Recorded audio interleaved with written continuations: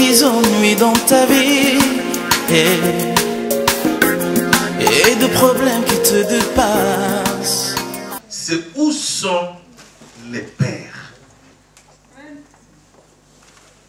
Parce qu'on voit aujourd'hui les mères qui élèvent seuls leurs enfants. Où sont passés les pères? Alléluia. Nous avons des géniteurs, des gens qui nous ont mis au monde, mais nous n'avons plus des pères. Et ça, c'est grave, c'est très très grave pour une société et même très grave pour l'Église. On n'a pas de pères. Vous voyez bien, c'est vide. On n'a pas beaucoup. Les pères. Et le père d'aujourd'hui, il est complètement déséquilibré. Il est absent ou on ne l'a jamais vu. Il n'a plus d'autorité, il n'a plus de responsabilité, il est complètement démissionnaire. Et on se plaint parce que il y a beaucoup de violence. On se plaint parce que à 9 ans, un enfant peut tuer. Mais où sont les pères? Alléluia. Vous savez, en nous, il y a 3 personnalités. Il y a l'enfant qui est en nous, que nous avons été, que nous continuons à être. Et nous voulons éduquer nos enfants comme l'enfant que nous avons été.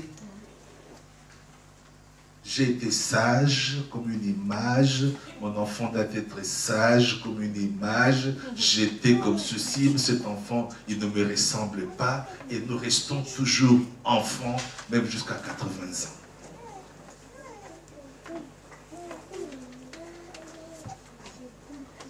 Nous sommes adultes, ceux que nous avons été, des adolescents. Nous nous connaissons.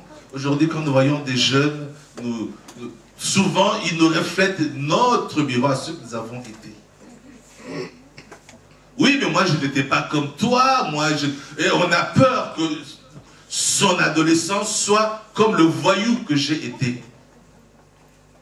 Et parfois, si j'étais un adulte qui était correct et bien discipliné, je voudrais aussi que mon enfant agisse de la... Parfois, j'ai vu un parent qui demandait à son enfant de 7 ans de se conduire comme un adulte de 20 ans.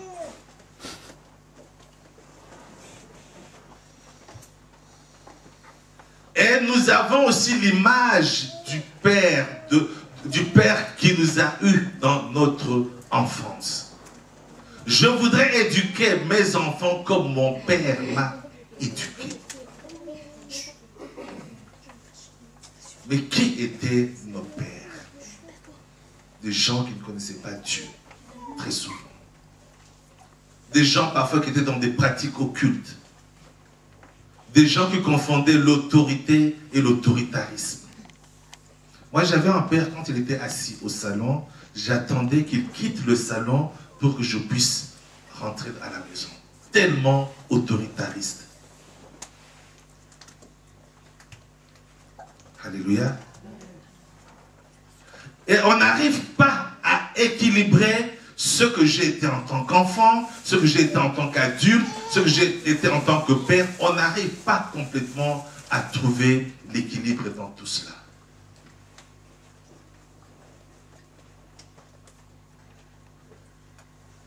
Et on a des difficultés à prendre ses responsabilités. Et puisqu'on est dépassé, on abandonne totalement l'éducation des enfants entre les mains des mères qui font et le père et la mère. Alléluia. Heureusement pour nous qui sommes venus à Christ. Parce que c'est là où les choses s'équilibrent, c'est là où les choses se rétablissent, parce que Dieu, lui, continue à nous considérer comme ses enfants. Alléluia. Quand nous lisons dans Jean, chapitre 1er, verset 12, il dit, nous sommes devenus ses enfants. Toi dont le Père a été absent, toi qui n'as pas connu le Père, toi dont le Père est complètement démissionnaire, sache que le vrai Père, c'est ton Dieu à toi. Il est dans son rôle, il est dans ses responsabilités, il est, comme je l'ai entendu tout à l'heure dire le frère Nestor, c'est lui qui te donne les repères que tu n'as pas ou que tu n'as pas eu. C'est lui qui te dit, ça c'est bien, ça c'est pas bien. C'est lui qui te dit, ça il ne faut pas le faire parce que ça va t'embêter. Et c'est lui qui te dit, passe par là et passe par ici. C'est au père de dire à son enfant, voilà mon fils. Quand tu traverses la rue, regarde à gauche et à droite pour ne pas te faire écraser. C'est lui qui donne des repères. C'est lui qui indique le chemin. Quand tu es dans la ville de Paris, s'il n'y a pas de repères, tu vas te perdre. Tu veux aller à l'hôpital, je ne sais pas quoi, tu verras un panneau, c'est marqué hôpital, on te montre la direction. Mais quels sont les repères que nous avons eus auprès de nos pères, que nous pouvons aujourd'hui prétendre l'excellence? Quels sont ces repères? Surtout nous qui venons d'Afrique, nous voyons nos grands repères, c'est quoi? C'est la peur du sorcier. Le sorcier va me manger, le sorcier me fait du mal, on me fait du mal dans ma famille. Quels sont les repères que chacun d'entre nous a eu? Mais Dieu te donne les vrais repères, les indications. Il est ton radar, il est ton GPS qui te conduit dans ta vie. Tu n'as pas Dieu, mon frère, ma soeur, tu vas te cogner contre le mur. Ta vie, comme le frère Marc le disait tout à l'heure, de cette sœur chrétienne, tu vas aller tout droit dans le mur. Et après, tu vas dire, on m'a ensorcelé. Non, tu t'ensorcelles toi-même. Tes repères sont là, dans la parole de Dieu. C'est Dieu, ton Père, qui te les donne, qui te montre comment tu dois te conduire. Et comme je l'ai entendu tout à l'heure, il est le Dieu qui pourvoit à tes besoins. Tu as besoin de quelque chose, tu as un problème, tu es malade, c'est lui qui pourvoit à tes besoins. Quand ton père terrestre a démissionné, quand il ne peut pas te nourrir, quand il ne peut rien faire pour toi, tu as un Dieu qui pourvoit à tes besoins. Il n'abandonne personne. Nous qui avions perdu nos pères quand on avait un âge encore trop jeune, on a vu la famille nous abandonner, mais Dieu a continué à pourvoir à nos besoins. Parce qu'il est le Père. Alléluia. Les gens nous rigolaient, oh, on va voir, le Père est décédé. Mais ils n'ont pas compris qu'on avait le Père d'en haut qui pourvoit à tout. Et tu as un Père qui se soucie de ton avenir. C'est pour cela qu'il te dit, j'ai fait un projet pour toi qui est un projet de paix et de bonheur. Et que ta vie est cachée en Christ. Ta vie à toi. Tu peux faire tout ce que tu veux. Tu peux te tracer ton chemin à toi. Mais si tu ne t'approches pas de ton Jésus, ton avenir sera sombre.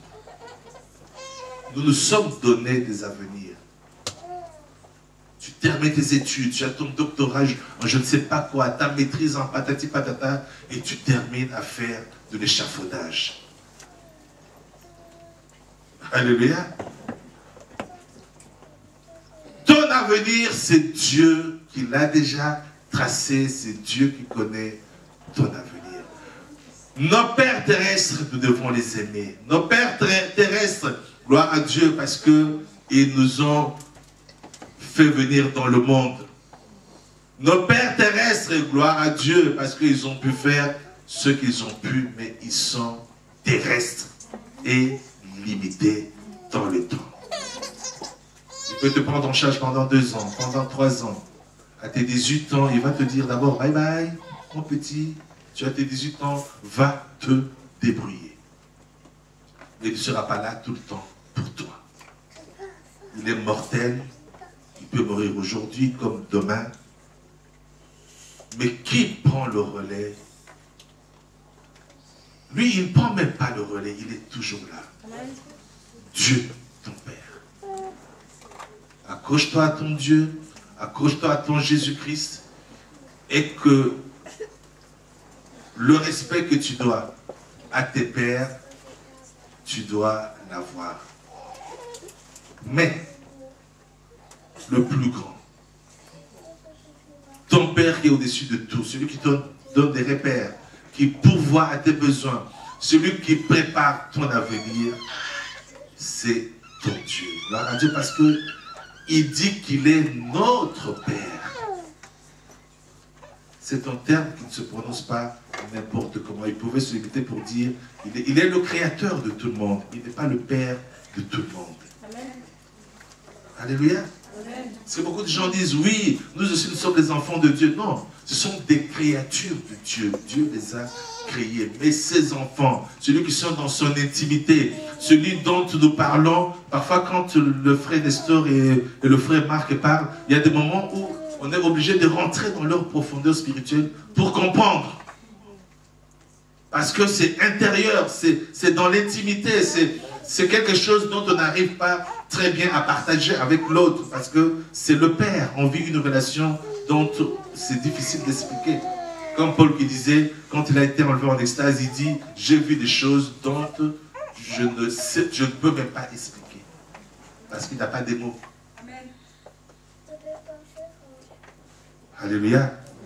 Dieu, c'est ton Père.